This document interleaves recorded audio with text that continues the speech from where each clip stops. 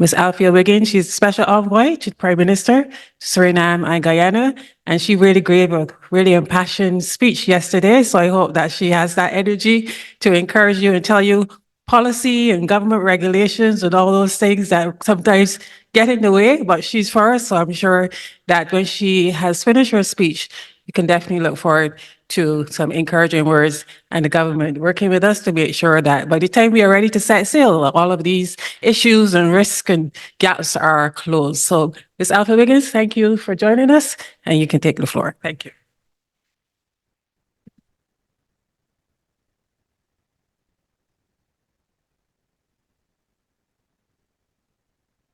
Thank you very much, Jennifer Highland, for your wonderful introduction.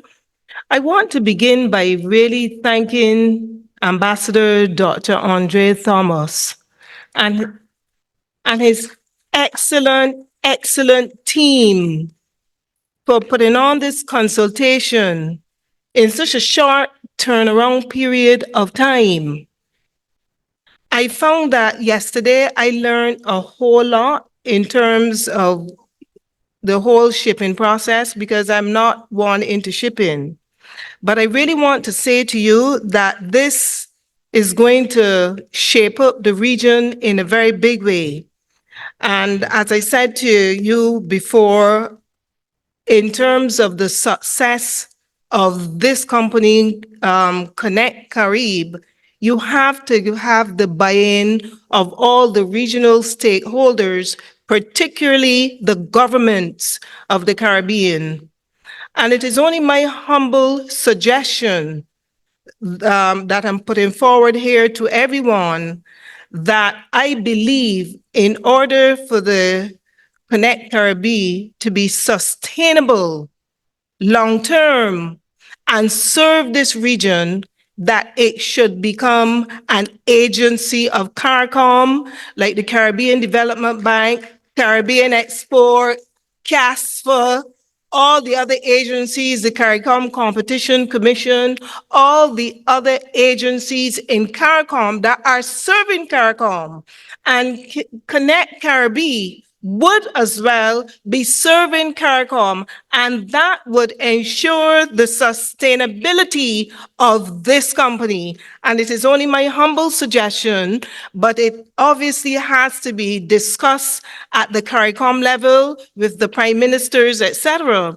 But I would say to you again, and I repeat, my Prime Minister, the Honorable Mayor Amor Mortley, at a CARICOM intersessional meeting has called for a maritime bridge within this Caribbean, and Connect Caribe answered the call. And I am confident that you will get a lot of support from my Prime Minister in terms of this venture. You have already spoken a lot about the e-commerce platform. I don't have to revisit that, but I want to also speak about the whole question of travel within the region for both cargo and passengers. And I do humbly believe that a lot of people who wanted to take a cruise within the Caribbean, when those passenger ships come on board, that a lot of us, I hope that I'm on the first one. And I'm signing up to be on the first trip. And I urge in all my Caribbean people, support your Caribbean people. Support your Caribbean people. So we spoke a lot about partnerships with the airlines. And in terms of partnerships with the airlines, it's very simple. The template is already there. We do a lot of ship to shore in Barbados. And I'm sure it happens within the region as well. You see all the UK flights coming in, all the visitors queue up in one line. They have pre-clearance, essentially. And they do it in a very, very professional way here in Barbados. So we have been doing that for a long time. So you can even get visitors coming in from international destinations to want to tour the region. And that is where Connect Caribe also will come in. So there's a lot of hard work to be done to ensure the sustainability of this project. And it is not going to be easy. It is going to take buy-in from many, many stakeholders. And as I said, government itself is a major stakeholder. So government will likely be investing in upgrading port facilities to handle increased traffic and ensure efficient loading and unloading of goods. This includes building cold storage facilities to maintain the integrity of perishable goods. Of course, we spoke a lot about the regulatory framework and standards. Harmonization of legislation within the region, the agricultural standards and regulations across CARICOM countries will be crucial. This includes phytosanitary and sanitary standards, quality control, and certification processes to facilitate smooth cross-border trade. Then there is subsidies for financial support, providing financial assistance, such as subsidies or low-interest loans to help farmers invest in necessary infrastructure and technology to meet export standards and scale up production. Training and capacity building, offering training programs for farmers on best practices in production, handling, and packaging for export. And that can improve the quality of goods to ensure they meet the regional requirements. And some of you know we have the International Food Science Center at Newton, and we are building that out. Actually, when I was last in Guyana, I took a number of products from our food service center in Guyana, Ambassador, when you saw me there. So I had other meetings and I took a number of our products. And the distributor said to me, the standard is good. He says these look international. The labeling, they were very, very impressed with the labeling. So I would give a big plug to our Food Science Center at Newton. They're doing an excellent job there. And we are ready for the export market. And of course, Connect Caribe will be taking a lot of these products down to Guyana and Suriname and Trinidad and Jamaica.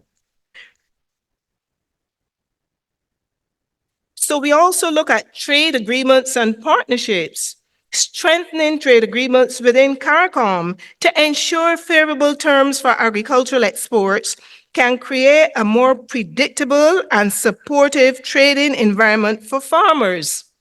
And of course, critical public-private sector partnerships, collaborating with private sector stakeholders, which I know, Dr. Thomas, you have started to do really, really well. I'm very impressed with the entire professionalism of these organizations to create efficient supply chains, including logistic companies, agricultural cooperatives, and financial institutions can enhance the overall readiness and effectiveness. And I would say to you that in terms of the work that I do on the ground, I have been also engaging with Northern Brazil. And as you know, Northern Brazil is on the border of Guyana and Venezuela. And we are into an arrangement where we could be buying agricultural produce and other things from Northern Brazil, coming over to Guyana, and guess what? You can bring them in for us right at that port. So I see this all fitting in seamlessly. And I hope that in terms of what we want to achieve in CARICOM, because I saw somebody say this morning that we've been talking about this a long time, and I can assure you that I know at least one Prime Minister will put her support behind this project, because we would be achieving what we have been speaking about a lot in CARICOM. And I will give you all the support as well on the ground in making sure that this project comes to fruition. So in terms of, as I spoke about yesterday, the harmonizing of a number of legislation in each territory, because we know that some things could pass through ports easier in some territories than other ports. But once there's harmonization, there's agreement, and it's going to take a little while to build up that trust and confidence. But we have to let them know that in order to achieve our 25 by 25 goal, whatever is happening now with Connect Caribe, somebody mentioned the whole about buying pineapples extra regionally. You know, I go to Guyana and Suriname, I pass and I see all this fruit out there, like literally rotting. I'm saying we could do with a lot of this fruit in Barbados. Once I was in Jamaica and I saw mangoes on the ground, like, what? I don't see mangoes falling down in Barbados like that. We need to bring the fruit here because we don't have that kind of resources. We need that food, and we can get it right here in CARICOM. And as you know, in terms of people were wondering now how we were going to get that lovely black belly mutton back here to Barbados, Connect Caribe is going to be bringing that back right here to us. We will be scaling up that production of that mutton in Guyana. And we would make sure that in the event of another pandemic, regardless of what it is, that we in Barbados will not suffer for food supplies because everything is right here in the region. So in closing, I want to thank everyone for attending both online and in person. I'm particularly impressed with Ramps Logistics. You have a very young CEO, very powerful CEO too. I'm really impressed, and that's one of your partners. And as I say, Dr. Thomas, you have really done a lot of legwork in bringing all of these people together. But like I said, it's not going to be easy. You're going to get some pushback. Be prepared for it. But you have the tools, the personnel, and the personality to achieve what you want to achieve. And I want each and every one of us in here to understand we have it within us to achieve anything we want to achieve. Just stay positive and we would reach there. So once again, I thank you all very much, and I wish in Connect Caribe all the very best. I thank you.